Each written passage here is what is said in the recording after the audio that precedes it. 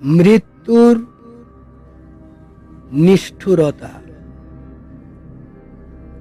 শ্রী শ্রী বাবামুনি বলিলেন, মৃত্যু অতীব নিষ্ঠুর, অতীব ভয়ঙ্কর। কারো উপরোধ মানে না, কারো অনুরোধ রাখে না। শিশু তার মাতৃস্তন আগড়ে ধরে কাঁদছে, বৃদ্ধ তার ধ্বংসাবশিষ্ট বংশের শেষ দুলালের গলা জড়িয়ে অশ্রু বিসর্জন করছে।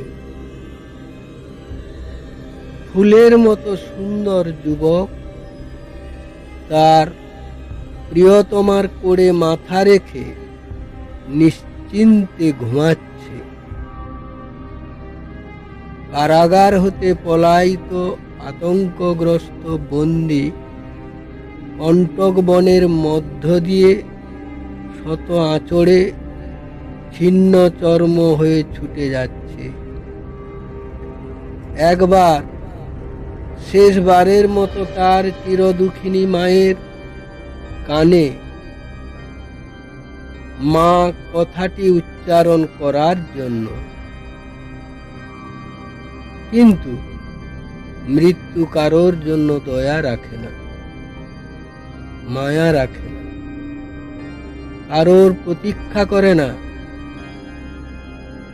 সে বড়ই নিষ্ঠুর, বড়ই কঠোর। কাল তুমি মলয়া নীল আন্দোলিত চন্দন তরুর শাখা প্রান্তে প্রাণের বিয়োগীকে নিয়ে এসে নূতন মাত্র বাসা বেঁধেছ। আজই হয়তো এই কোকিলার কুহরণ চিরতরে স্তব্ধ হয়ে যাবে। আজ তোমার বসন্ত উদ্যানে গোলাপ কলিকা ফুটি ফুটি করে আর ফুটল না। হয়তো এখনই তার সকল পাপড়ি ঝরে পড়বে। এমন অকবি, এমন অরসিক মৃত্যু।